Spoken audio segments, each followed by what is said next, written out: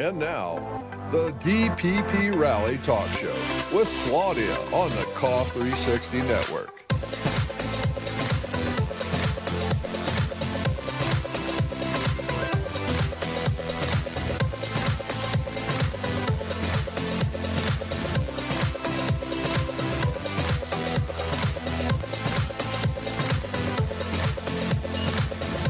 And here's your host, Claudia Merandi.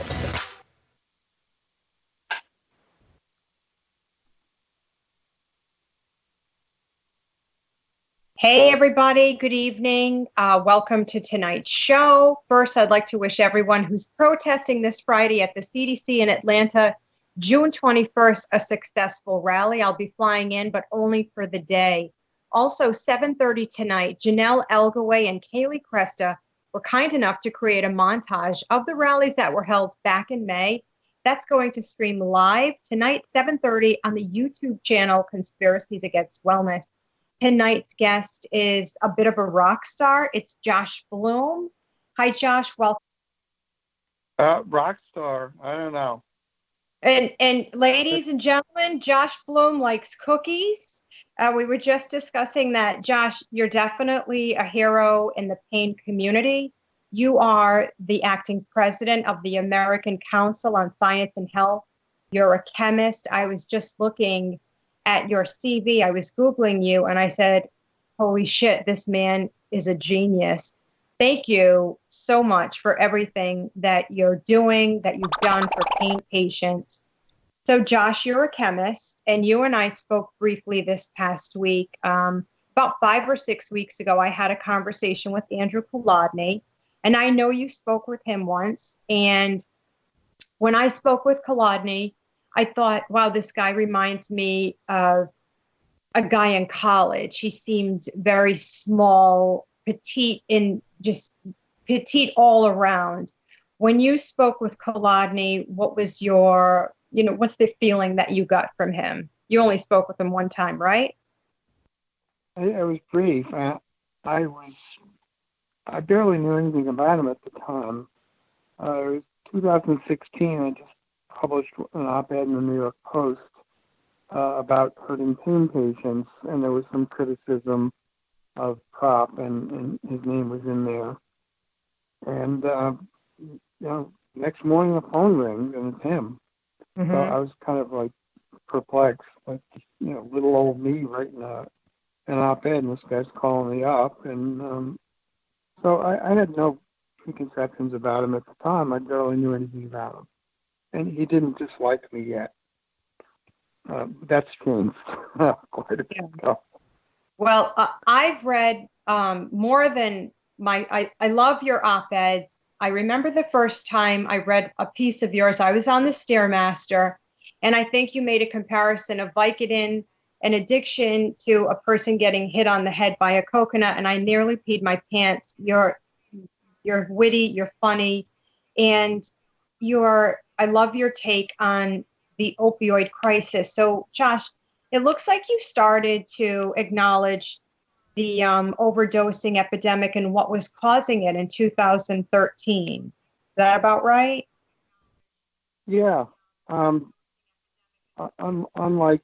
I am with investing, I was kind of ahead of my time on this.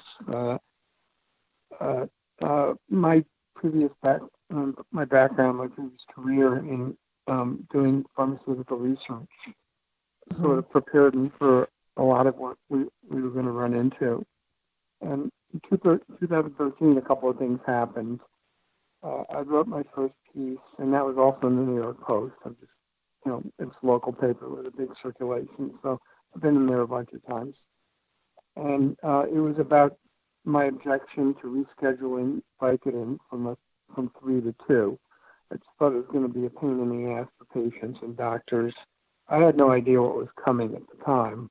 I just thought this is a bad idea, and that was nothing compared to the ensuing 6 years. I also testified in front of an FDA panel on what was just being called the opioid crisis back then. And there were like 15 people talking. Not a single person mentioned fentanyl. So, like, what? Hello, where have you been? Sure. So I got up and I said, "This is the killer right here." I think I called it the devil in the room, and nobody mentioned it or acknowledged it. And it's like nothing has changed. People are still talking about Vicodin, like Right. it's a hand grenade. And So, Josh, so go ahead. when we talk about fentanyl, I know I get some backlash. People say, well, you have to say illicit fentanyl. You can't, you really have to specify illicit fentanyl. What type of what is the fentanyl that's killing people? Because in Rhode Island, the lion's share of overdoses all had fentanyl in their system. So it's not the fentanyl that's being, prescribed by doctors. It's being shipped in from China or Russia. Yeah. Okay. I interviewed the DEA a couple of times, and we're going to jump ugly on the DEA, I suspect, at some point. But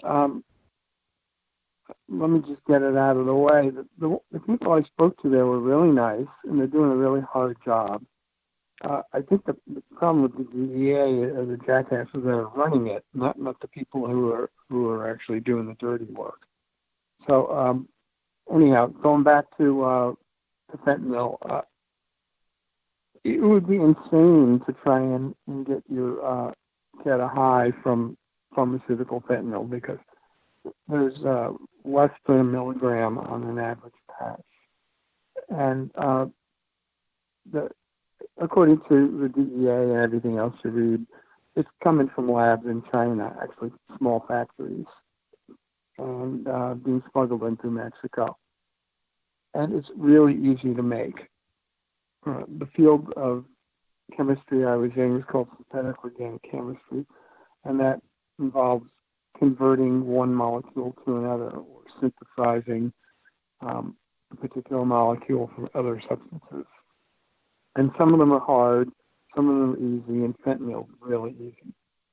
So, I've told people in interviews that if I have 4 chemicals, I can make a pound of it in my kitchen in a couple of days. And you don't have to make much because it's so much more potent than anything else. So, I can't imagine that the number of people getting harmed by pharmaceutical fentanyl it's got to be minuscule compared to the pounds and tons of fentanyl and some of the much worse analogs of it that are coming in from China. So, Josh, why do you think the government refuses to acknowledge the real culprit? Why do you think there were no public service announcements? I know in Rhode Island, I had to make my own commercial because I've got teenagers, and, I have that talk with my kids about drugs, obviously, but the overdosing it's out of control. But yet our government will not acknowledge illicit fentanyl. And they always, they zoom in on that pain bottle, the picture of the prescription medicine bottle. And that agenda has been just driven into the general public's minds. And it's this massive undertaking. And, my job is to educate the general public, because I don't want to see any more overdosing. Why do you think the government is hesitant to acknowledge the illicit fentanyl? There are probably 3 different reasons at least. The first is there's nothing they can do about it. Mm-hmm. Because fentanyl is going to come into the country. It's just this. Doesn't take much. Dogs that sniff out heroin don't smell heroin. Fentanyl, I mean. So it's really hard to stop. By mail, by boat, by airplane, it's going to come in. And it doesn't take that much of it either. So they can't do much to stop it.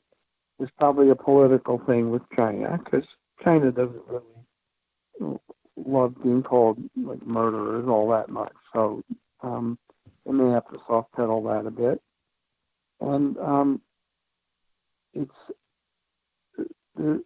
we're talking about politicians who have to seem like they're doing something to help, even if it's the wrong thing, like restricting pills, and the press, who are like a bunch of morons for the most part, because they just eat up everything Claudia and some of the other people say without questioning it. So it's a simple, believable story that's being told that is wrong. So fentanyl there's no drug like it ever, except some of the analogs, which are really far worse. So you have an unsolvable problem. You have geopolitical issues. You've got political issues in the United States and addiction. So these are all unsolvable problems. So the one thing they can do is go after prescriptions. Yeah. I want to talk with you. Worse. I want to talk with you about, as an advocate for the elderly in my state, one of the biggest shameful problems, and it's heartbreaking. My elderly can no longer receive benzodiazepines with pain medication. These people have been stable on both for years. And when I accompany my elderly to pain, I don't even like to call them pain management centers because they're seedy shitholes now. And they say, Mrs. McDonald, you need to pick. It's either your one clonazepam, 1 milligram that you've been taking for 30 years, or your 2 daily Percocet. Can a person take both medications together without overdosing? Let's talk about the benzo situation, because it's horrible what's happening. It's not practice, really.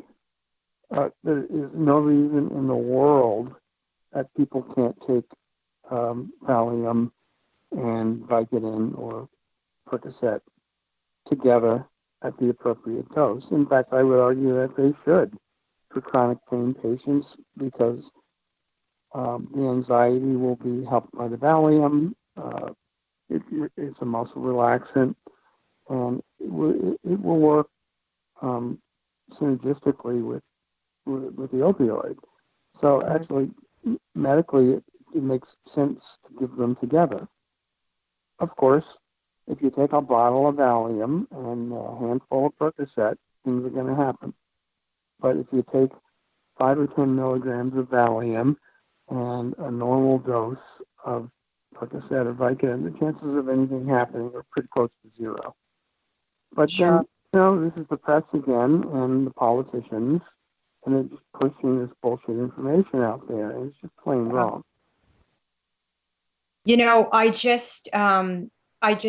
My bill my bill was being held for study. It's been brought out of study, thank God.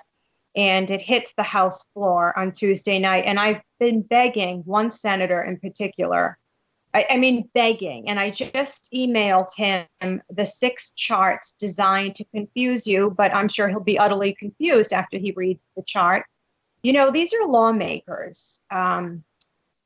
I am disgusted with my lawmakers because when I have a conversation with them, they're so friggin' clueless. They have zero idea what's happening in the country. And before you know it, I'm raising my voice. And I said, you morons, you jump on the draconian bandwagon, and it's monkey see, monkey do syndrome. Like the opioid tax bill has made its way into Rhode Island. And, I had to make a deal. Like, either we're going to pass the tax bill or we're going to tax your pain patient bill of rights. And I said, this is insanity. These laws are just destroying people's lives. Do you think pain patients, or are you surprised by how the pain community has taken the bull by its horns? I was going to say Andrew Kolodny's bull by its horns, but I did not say that. Are you surprised by how fierce the pain community is and what they've been able to achieve? Or did you think people with pain were going to sit back? I think it's pretty incredible what's being accomplished by these people. What more can we do, Josh? Well, I'm serious about what's going on, and I'm not a pain patient. Mhm. So I can only imagine that if I've been taken off or tapered, and by the way, who decided to taper people? Why is that a good idea? I've yet to have anybody explain it to me why anyone should be tapered who's doing okay. So that's a bunch of crap also. So if I'm being tapered or I can't get my drugs or my doctor's getting harassed and he won't write scripts anymore, or I can't get a Valium along with whatever, I'm going to be crazed. I'm just, yeah, I'm not in the least bit surprised that pain patients are being a pain, and they just need to keep at it, and they keep making more noise. And that's just starting to work. Because 2 years ago you never heard Right. about suicides and the people who are, really being oppressed by this asinine mindset. And then I read something that was Seattle, whatever the Seattle newspaper is, about it was a full-page article on, it might have even been a veteran who committed suicide. I told it, Sleepless in Seattle. It was something like Soulless or Merciless in Seattle. And that was the first patient story I read about suffering because of this, whatever they're trying to accomplish. And I see them routinely. And there are journalists who are now picked up on this angle. Yeah. And you see it on TV. And even the New York Times, which has been massively dumb about this, they're starting to get it right now and then. Yeah. So, yeah. Yeah, we've come a long way, Yep. I think maybe it's about halfway there. Yeah. And then, of course, you're going to have, with time, everybody's going to get sick. Everybody's going to get injured. There'll be more and more people who are Right. going to have to live in more and more uncomfortable or torturous situations. Mm-hmm. And some of them will hopefully be senators' wives, children, or the senators themselves. Absolutely. And they'll see what it's like to, Of course, they have their own health care, and it's a little bit better than the rest of ours, so they may not even be affected that much. But it's getting out. Just wish it was getting out faster. Sure. I know I did my 15 years in the hospital, and I want to say right around 2009, I used to hear the term drug seeker. And my mom would attack a doctor and say, "How dare you say you even use that disgusting term with my daughter?" And you could see it get progressively worse. And then before, I never knew I was considered opioid naive.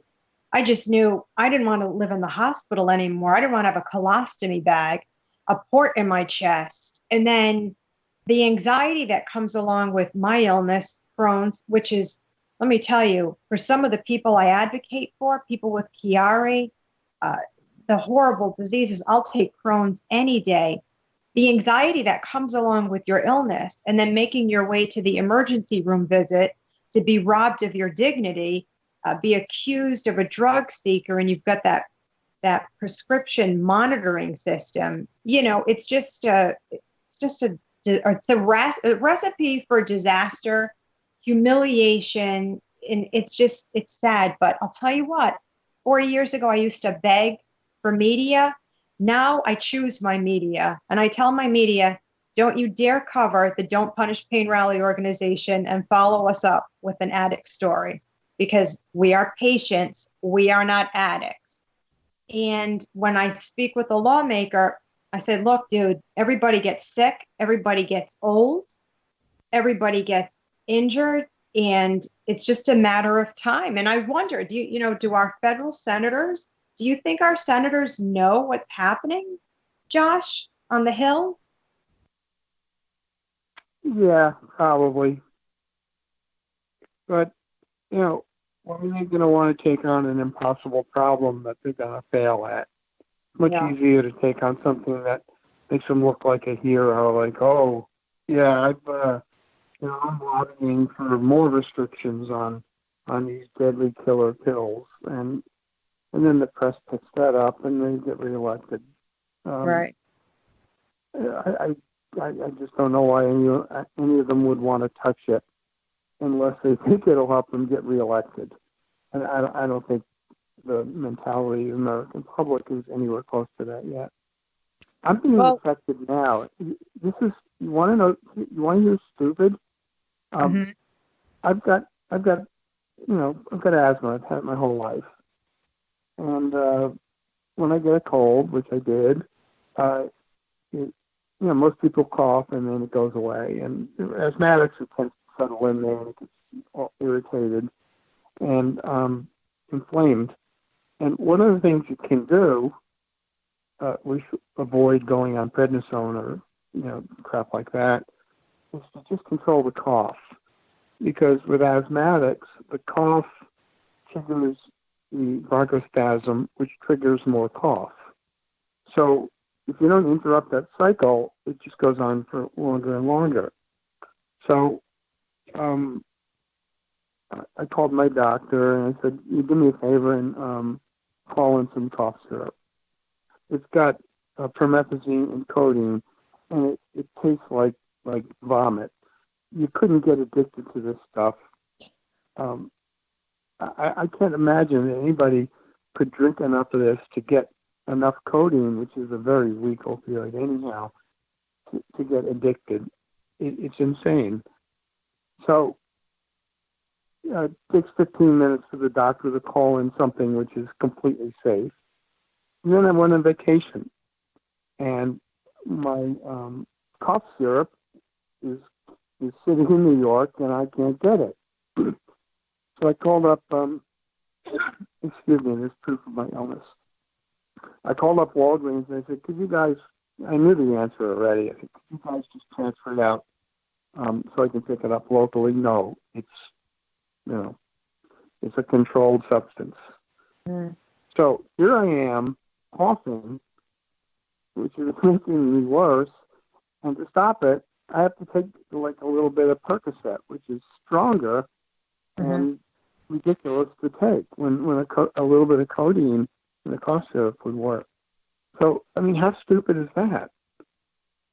Pretty stupid. And it's ridiculous. I wrote a piece up on, this happened to me a couple of years ago when I was really sick in Manhattan, and my doctors were on vacation, and I absolutely could not get a bottle of cough syrup refilled. I ended up having to take Vicodin for a cough, which is not, you don't want to take Vicodin for a cough. So it's just the stupidity. It's like it's branching out in all these different directions, like Valium and Klonopin, and now there's idiocy about Neurontin maybe being restricted, and Imodium for diarrhea. So anything that can possibly be abused is made impossible to get, except alcohol, of course. Sure, and cigarettes. Yep. And chocolate ice. I ragged on Walmart at the time because they came up with this pompous announcement that the pharmacy was going to give more than a certain number of pain pills per month. And then I found a photograph of the liquor aisle. It must have 50,000 bottles of liquor there, and that's all fine. Sure. But they won't give more than 10 Vicodin. So I called them out on that pretty harshly. So this past week in Oklahoma, we had the trial. Johnson & Johnson. The state of Oklahoma is suing Johnson & Johnson, and Andrew Kolodny was there testifying. And we had Don't Punish Pain Rally members. I posted, get out there, jump on that media, because this is what the media loves to see counter protesters at a trial. This is your chance. And the media jumped right on them and they interviewed them. How is Andrew Kolodny qualified to testify at this trial? And why are you not testifying at this trial? Because you're more apt to, you would be qualified as an expert. You are an expert. How is he qualified to testify? Is he, Josh? Yeah, I've given him every chance to respond to my questions about his qualifications, both as a physician and as an expert in pharmacology. And he's never said a peep to defend himself. All he did was call my organization industry funded, which is laughable. So he's about as accurate with that as he is with his medical advice. So I can only assume by his silence that he is unqualified. I don't even know if he took a pharmacology or organic chemistry course. I can't find his transcript. I've been trying to see if this guy has any reason to be an expert, and I think he's just an expert by default. His name is out there so much that they, automatically they go to him because it's easy, and he tells the story that they want to hear. So I don't know. It's just one of those things that I think the press is lazy. Absolutely. They don't want to do a lot of research. And, no, they don't. That's one of my biggest pet peeves. I don't like to do the journalist job, but they are very, very lazy. When I spoke with Andrew Kolodny, he was adamant that people with back pain, people with fibromyalgia, dental procedures should not receive any opioids. He really harped on the fibromyalgia community. He said there's no reason these people should be taking pain medication. And, I let him speak. I didn't want to attack him. When I called Kolodny, I called him from the gym. And I said, this guy he won't call me back. He called me back within the hour. And I missed his call. And then he called me back again after my talk show. And he was adamant about fibromyalgia. He said it, a series of times. However, he did say, Crohn's, people with Crohn's should be allowed to receive pain medication for some reason. And I asked him what qualified him to make that representation. And he said, well, it's just, you get addicted. And this is why we're in this problem with addiction. We're going to sneak in a caller with area code 262. Hi, caller. Hi, everybody. Hi, Dr. Bloom.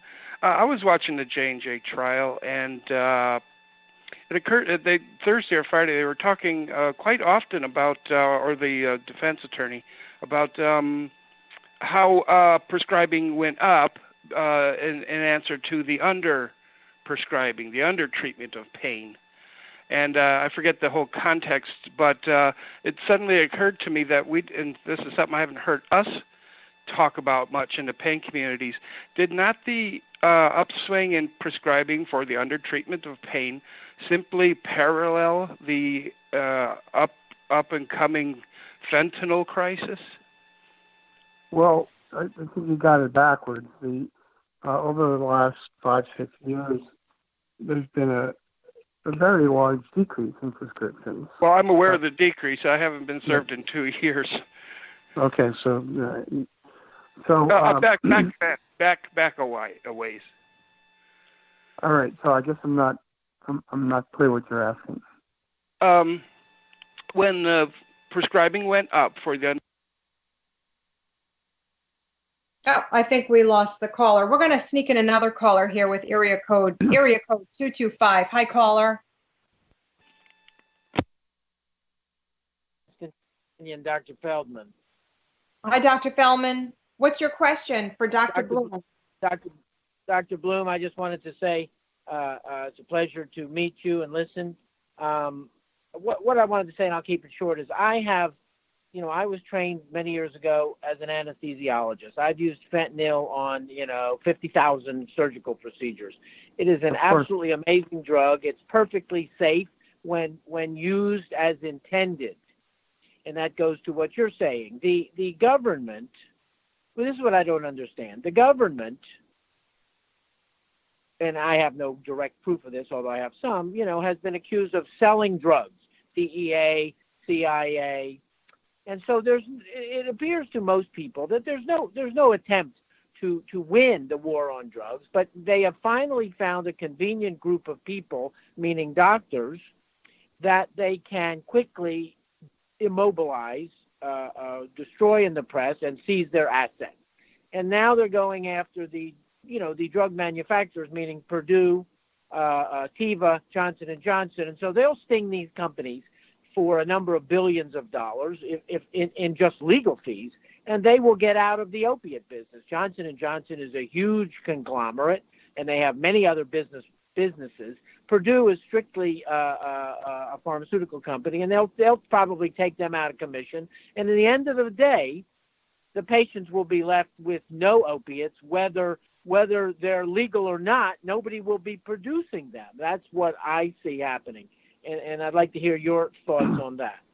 I've never really thought about it because the J&J trial is pretty recent.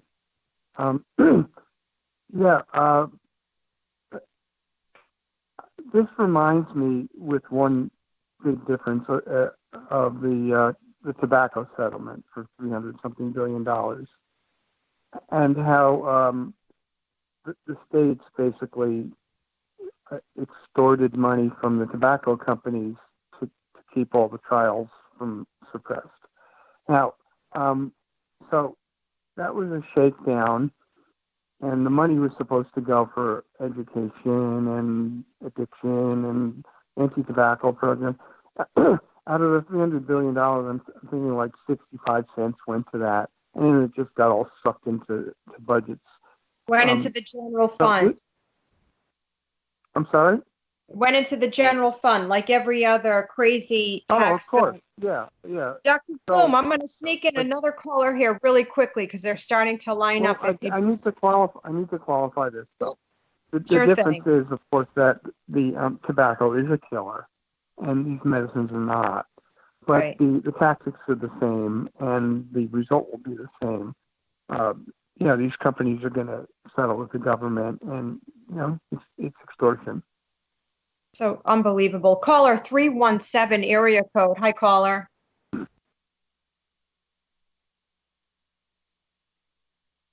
We lost 317. How about caller with area code 423? Hi, caller. Hi there. Thank you for joining us, Dr. Bloom. My question is, Claudia, can y'all hear me? I can hear you perfectly. Yes. Okay. My question is, and it's on the benzo pain medication thing. You are accepted into a pain management facility. You have been on a benzo for 12 years or whatever. They knew it when they accepted you as a patient. Okay, how can they justify when there are no laws trying to make you choose between a panic attack or shaking or pain, or perhaps a lady that has had cancer and she cannot take any female hormones and she might need that to help her along a little bit?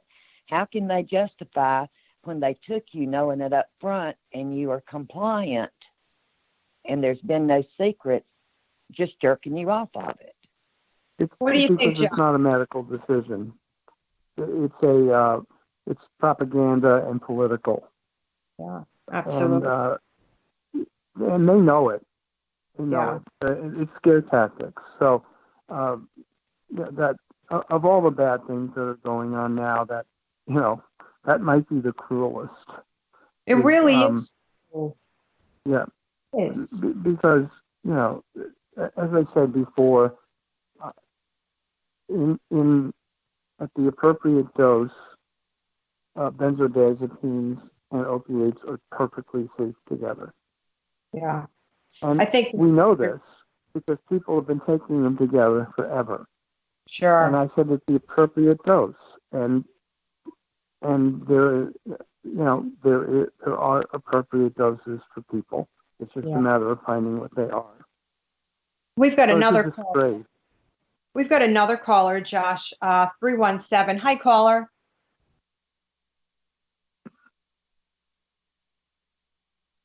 Caller, are you there?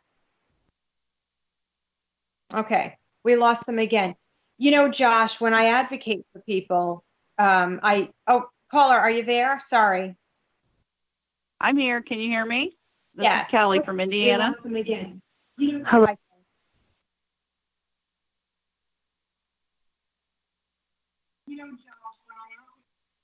Kelly, are you there? I can't hear. Unfortunately, we can't hear Kelly's question. Maybe she can. I've got another caller with area code 630. Hi, caller.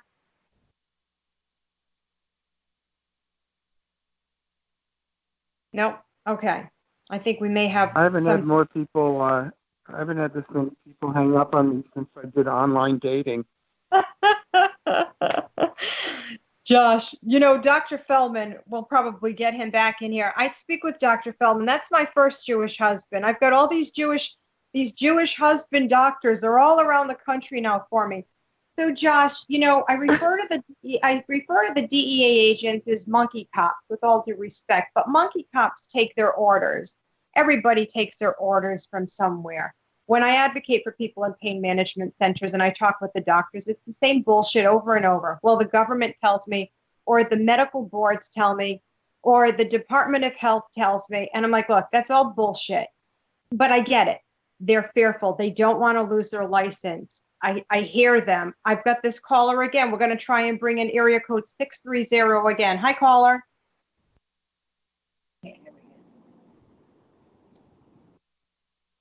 Claudia. Yes. Hi, Dr. Feldman. Can you hear me? And Dr. Bloom? Yep. Yes.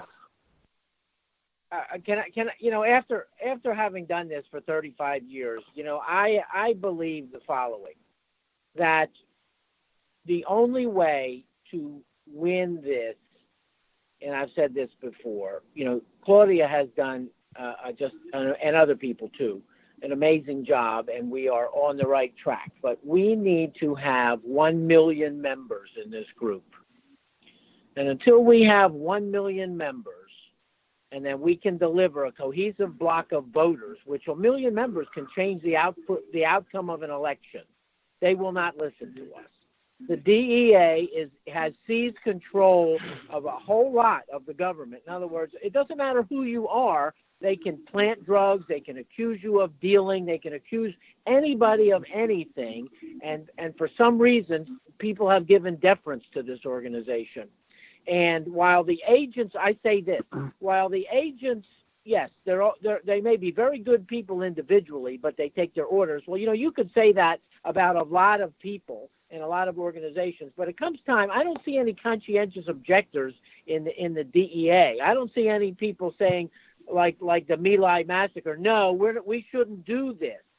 They just do it anyway, and you question, how do they do this? How do they sleep at night? Well, I can tell you how they sleep at night, thinking that they've done their duty, and they don't even care about the people that they affect in a negative way. And so the only way to win this is voters. I'm convinced of this. Of course, this doesn't happen overnight. And so we need data. We need data to support us, but we need people to say, I am being affected personally, my family is, and I'm not putting up with this anymore. That's just what I believe. All right, I've got Dr. a better idea. It's not going to be voters because that's too slow. What really needs to happen is daytime TV, like Oprah, Dr. Phil, if she's still on the air, alive, I'm not even sure. There's plenty of room between the garbage and the garbage to get a bunch of sob stories in. And this is the kind of thing I think ought to be done right away. And these producers will talk about anything to get guests on with any kind of provocative story. Sure. So Well, instead of I had sex with my sister's donkey, right. how about I'm a Have pain sex with patient and I'm going to kill myself? So that'll be faster than voting. Hey, Josh, we're going to bring in caller with area code 317. And by the way, I'm not for sex with donkeys. Don't send me hate mail. Area code 317. Hi, caller.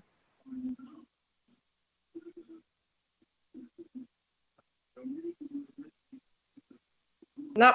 Can't. I'm not bringing in 317. So, Josh, what's the end game here?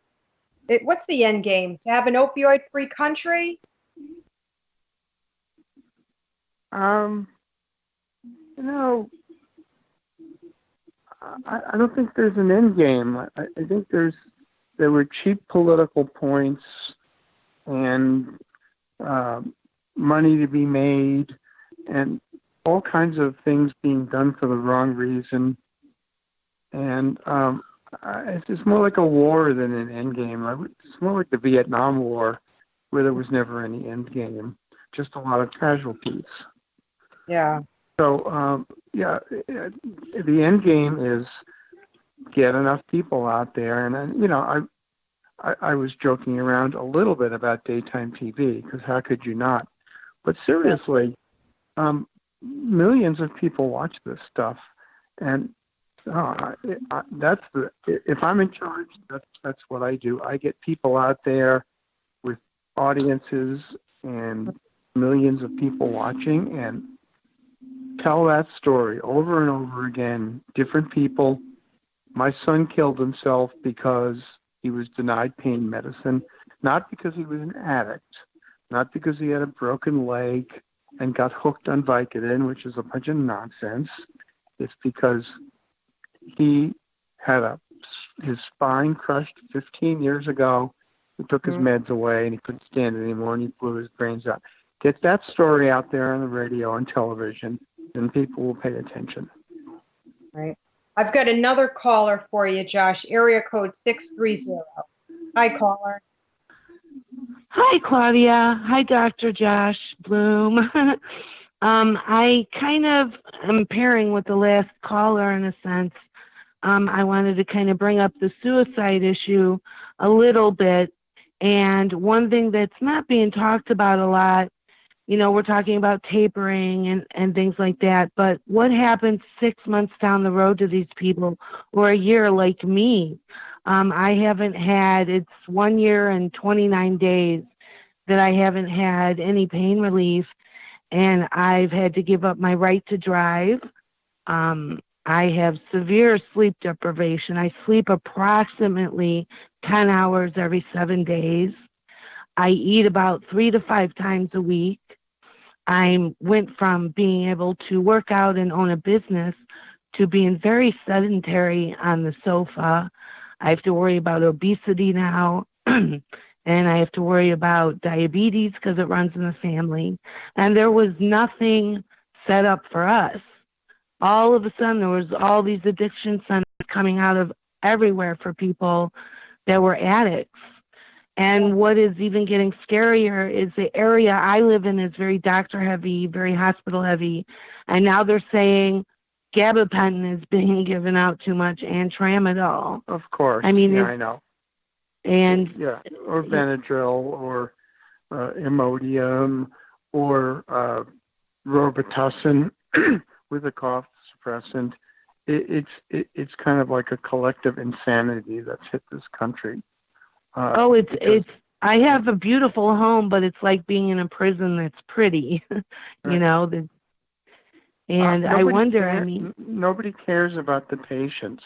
The patients were casualties in, let's call it a career opportunity or an opportunity to make money or political opportunities or agendas. You guys were very easy to pick on because just by nature, you're easy to pick on. So So there was a victim. Well, let's. Nobody really cares about people who are taking a lot of Vicodin. They're just addicts. This is, they picked on the weakest possible group, and everyone knows this. This was never done to help anyone. I don't believe it for a second. This was agenda. Prop and Brandeis did not come out of the woodwork because they said all of a sudden, wow, we really need to help people. I don't believe that for 1 second. I don't think anybody else does either. You guys were targets or incidental casualties. Absolutely. So, Josh, can I ask you a question? You being a chemist, this is a question that people ask me all the time. Suboxone, is it effective for pain? I know it's not been approved by the FDA for pain, but I work with a lot of psychiatrists and they're big Suboxone guys and gals. But I don't know, I'm not a chemist. You are. Tell me about Suboxone and the effectiveness for pain. I'm going to have to disappoint you here because I really only talk about what I know. And I've kind of left that on the table. I don't know. I don't know that much about Suboxone, so I'm going to refuse to answer. Okay. Just because I have no expertise in this. My personal opinion on it isn't gonna matter to anyone. All right. Here's another question. Sorry about that. Oh, that's okay. So, Josh, let's say there was a class action lawsuit, and we had 100,000 plaintiffs, pain patients versus the CDC, the DEA, ABC, who knows? Would you would be qualified as an expert to testify, correct? Some would argue yes, some would argue no, I suspect. But I'm not an MD, so it would be easy to dismiss me because of that. On the other hand, half the doctors know nothing about drugs, so it would be easy to dismiss them for that. Sure. So, I'm an expert in a lot of this, but I'm not an MD. But my career was in drug research and pharmacology and toxicity and all these other things. So, expert enough. I get up there and give them a run for their money. Okay. I'm a retired court reporter. I know that expert witnesses did well. I know Kolodny's receiving $725 an hour to testify. This is just a question for the lay people out there. What does an expert receive in your field of expertise hourly in court? Because I really don't know. That's why I ask. What he's getting is not out of line. Yeah. No, I thought it was reasonable. I've done some, and that's within the range of what I get when I do it. Yeah. So you're not going to starve making that kind of money. No, it's it's a nice gig. Yeah. I was actually contacted by one of the opioid companies, I don't want to say which one, as a possible witness for the defense. And that would have been a nice lucrative gig. I ended up not getting it, and I'm not even sure I could have taken it had they offered it to me, because there's a real potential conflict of interest with my job. But I told them, I get $750 an hour, $5,000 a day in court, and they didn't flinch. So we're going to start with this. The CDC created a set of guidelines. Doctors like Dr. Feldman, who's back on with us, he could see the writing on the wall. He saw this happening 20 years ago. And then the pain patients were attacked. The government didn't think people with pain would fight back. We fought back hard. I'm a dog with a bone. I won't stop. Now we've got doctors fearful to prescribe. Most recently, we have doctors being sent to, not most recently, actually daily doctors are being sent to prison. Innocent doctors are being sent to prison. They're terrorized by their medical boards. Very commonly, it's the same theme, different doctor. Another doctor, one doctor rats out another doctor. Dr. Feldman, are you back with us? Because this was Dr. Feldman's story. So pretty much Dr. Feldman had a phenomenal pain practice in Louisiana. Another doctor, a disgruntled peer, did so, God only knows what. Dr. Feldman lost his license in numerous states. He's a Harvard-trained physician. So we've got the DEA working with, I think they're working with medical boards, pursuing doctors with a vengeance. Doctors will no longer prescribe. Pain patients have no medication, no doctors prescribing, no pain patients receiving medication. We're going to continuously pass these draconian opioid laws, this insanity, and the suicide list continues to grow. So, Dr. Feldman, we talk about this frequently, Josh. We need an oversight hearing. We need a DEA oversight hearing, and we've reached out to senators. Dr. Feldman, 30 seconds. How do you want to address this? And then I want Josh to share the thoughts. Go ahead, Dr. Feldman. What do you think needs to be done?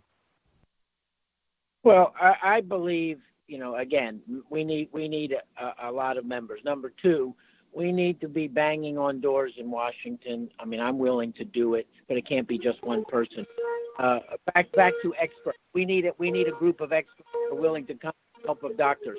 I agreed to be an expert. The government agreed to pay me $100 an hour, I think, and they were paying their witnesses $750. So it's a totally unlevel playing field. We need to level the playing fields. We need some wins. We need a group of defense attorneys who they have to change their methods because they are not winning. So we need an army. We need an army. We need a SEAL team. We need everything. But we're on the right track, meaning we're growing in numbers. We have some very intelligent, dedicated people. But again, this is going to take time, and people are going to suffer. And go ahead, Josh. There's already an army out there. It's called the ACLU, and Yeah. I've asked the same question a whole bunch of times. Where's the ACLU? They're worried about who goes to what bathroom, and not this. Where Josh, are they? Believe it or not, Josh, in Rhode Island, the Rhode Island ACLU does support my legislation. And you know what happened? It took me 3 years of pretty much begging. And once I finally got my bill written, the ACLU came out and they supported the legislation. But I'll tell you, it was no easy feat. The ACLU seems to have their priorities a little screwed up at times. But I think as legislation starts to get passed, monkey see, monkey do. Once pain patient legislation is passed in one state, it will trickle into the others, just like the insane opioid laws. We've got a question for you. Is Bu effective for pain, Josh? Is what? Oh, I just lost it. I can never pronounce that's my dyslexia. Bupre. Right, Norfolk. Of course, buprenorphine.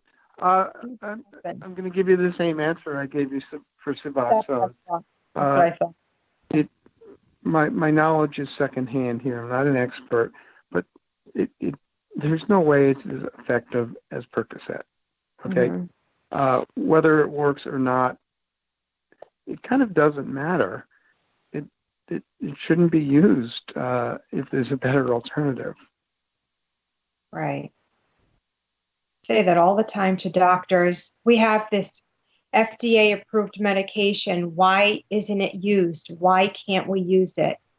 So, Josh, any closing thoughts for us? I know people were thrilled I know they wanted to see you. Maybe the next time we can bring you on audio and we can see you. I know you're not on social media with the exception of Twitter, and I know you have an assistant that does that for you. What are your closing thoughts on pain patients and the sadness? There's a lot of sadness here, a lot of tragedy. Well, I've said this a couple of times, and I've written it, and I this may sound melodramatic, but I truly believe that there hasn't been such a violation of the rights of Americans since slavery. Mm-hmm. And I am not kidding.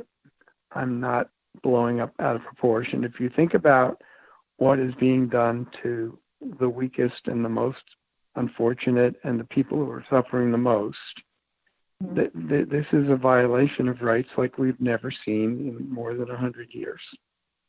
Yeah. And it's going on. Mm-hmm. And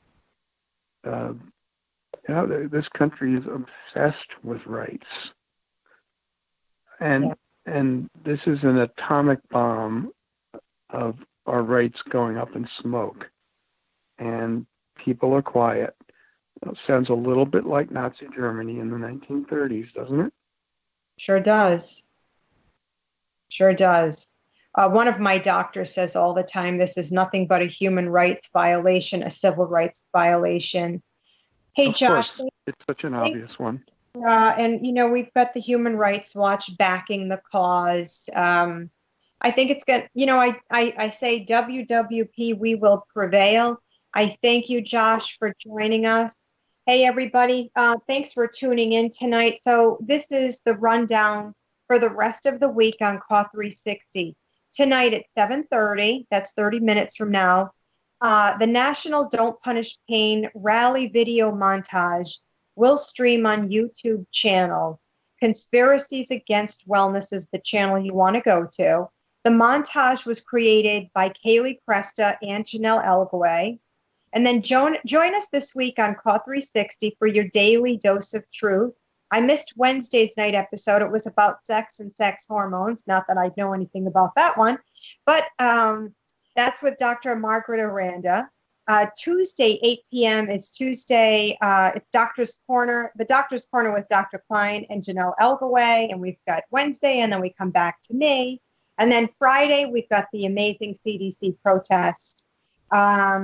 Listen, everybody, be strong. I can thank you for your kind words about my brother's passing. I continuously receive those words. They give me strength. And you stay strong. Let's leave one another on this note. I get my strength from your strength. Have a great night, everybody.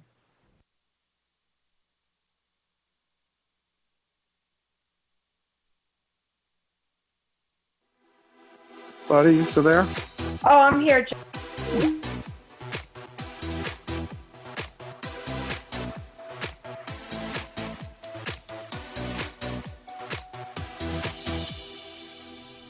Thanks for joining us for the DPP Rally Talk Show.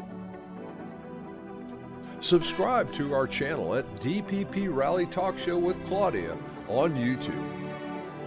Copyright 2019. All rights reserved.